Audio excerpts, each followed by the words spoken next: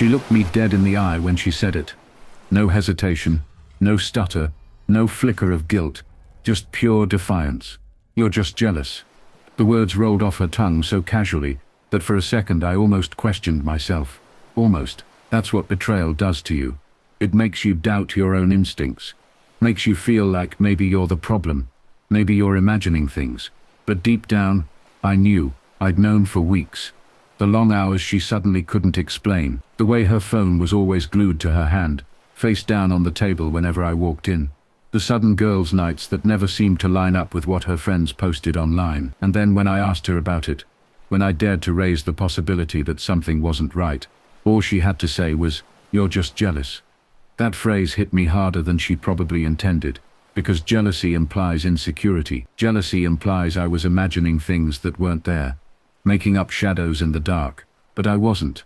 What I was feeling wasn't jealousy. It was recognition. Recognition of lies. Recognition of distance.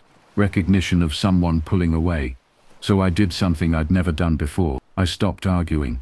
I smiled, nodded, let her words hang in the air. "Maybe you're right," I said, and I walked away, letting her think she'd won. But in that moment, I made myself a promise. I wasn't going to argue anymore. I was going to find out the truth. It happened 2 nights later. She came home late again, claiming she was exhausted from dinner with the girls. She tossed her bag on the couch and went straight to the shower. The sound of running water filled the apartment. I sat there, staring at her bag like it was a locked chest, with the answers to every question, clawing at my brain. My heart pounded in my ears. Part of me said, "Don't do it. Respect her privacy. Don't sink to that level."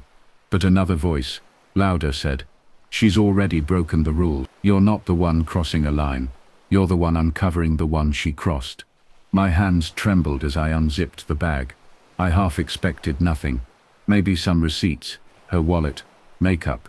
But there they were, tucked in a side pocket under a scarf. Folded papers, creased from being opened and read over and over. Love letters. I remember pulling the first one out slowly, almost reverently, like it was something fragile. My eyes scanned the handwriting, messy, rushed, but full of passion. Words I hadn't seen from her in years. Words about longing, about stolen moments, about futures they couldn't wait to have. And at the bottom, signed with his name. His name. My brother's. I can't describe the feeling that tore through me in that moment. It wasn't just heartbreak. It was humiliation, rage, nausea, betrayal layered on betrayal. My wife and my own brother, the 2 people I trusted most, conspiring together behind my back, writing love letters like teenagers. My hands shook so hard I almost ripped the paper in half. I shoved the letters back into her bag before she finished her shower, sat on the couch, and forced my face into something resembling normal. When she came out, hair damp, skin glowing from the steam, she smiled at me, completely unaware that I now held the truth in my chest, like a live grenade. "You okay?" she asked, her tone almost tender. "Yeah," I said, "just tired." Inside though, I wasn't tired. I was wide awake, more awake than I'd been in months. Because now, finally, I wasn't doubting myself anymore.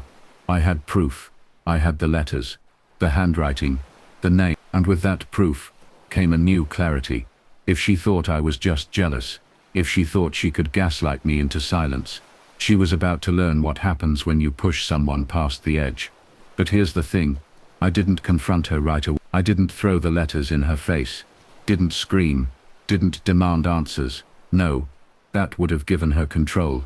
She would have cried, denied, spun the story, maybe even burned the evidence. And I wasn't going to let that happen.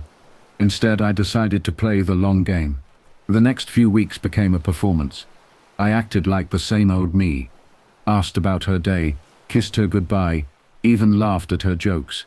She bought it completely. Meanwhile, I started watching, observing, gathering. I took photos of the letters, stored them safely. I started tracking her nights out. I noticed how often they lined up with my brother's late work shifts. I paid attention to the way she lit up when a certain message buzzed her phone. The more I saw, the more the pieces fit together, and the more I realized how deep this betrayal ran. But what cut the deepest wasn't the sneaking around, it was the intimacy in those letters. They weren't just hooking up, They were dreaming together, planning, talking about places they wanted to go, memories they wanted to make. She wrote to him about feelings she hadn't expressed to me in years, maybe never at all. That's when I realized this wasn't some fling. This was a love affair, and I knew I couldn't just confront them in private. No, this wasn't something to be hidden in shadows, whispered about behind closed doors. If they wanted to humiliate me, they were going to feel what it was like to be humiliated in return.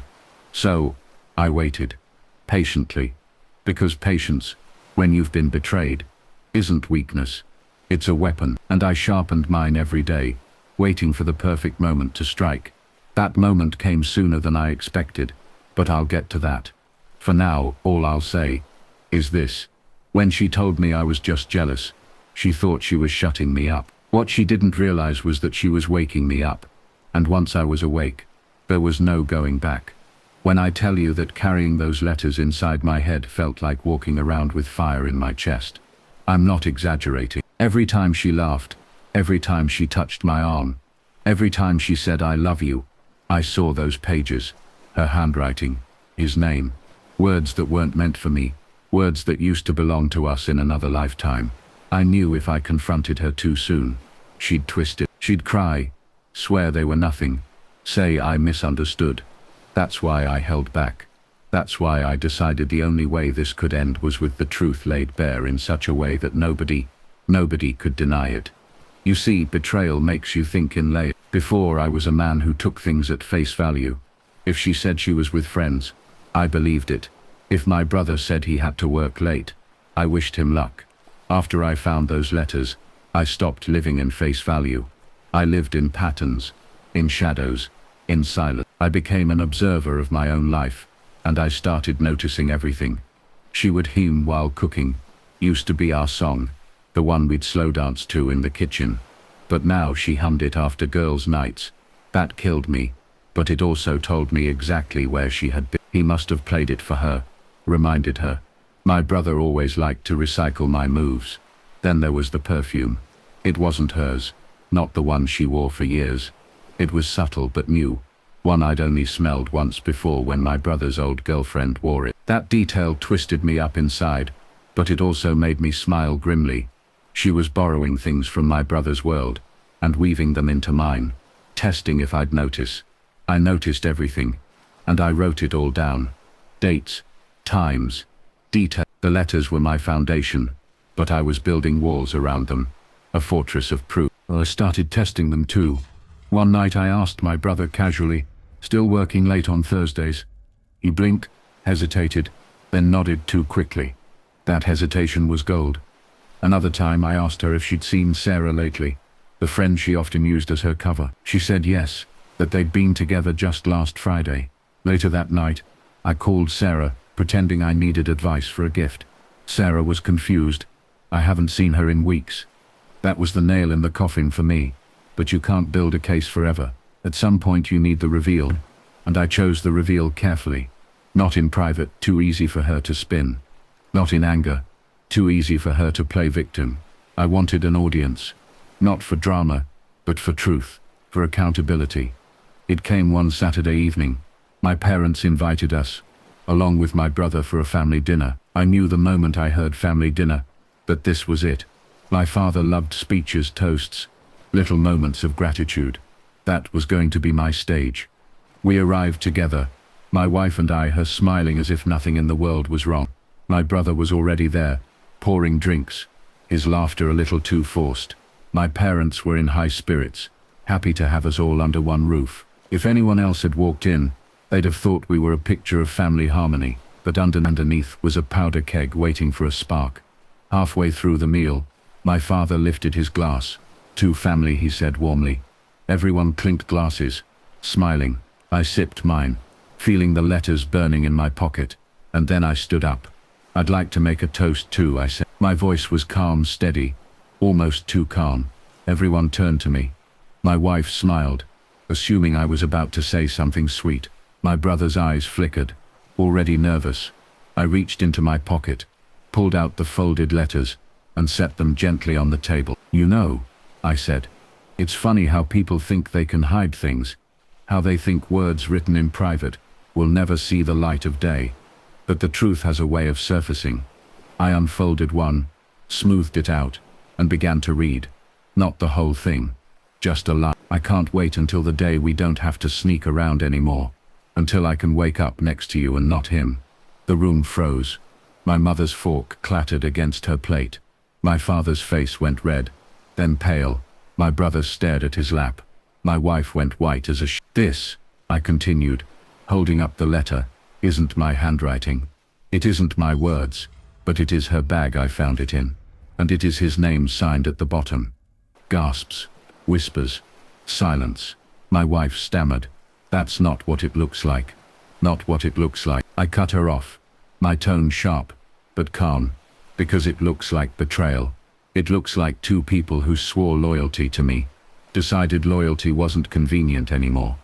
My brother tried to speak, to mumble something about mistakes, about feelings, but my father slammed his hand on the table. Enough, he barked, his voice shaking the room.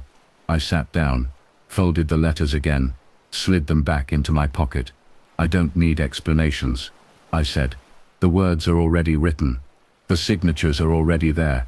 All I needed was for the truth to stop hiding. The rest of the dinner was chaos.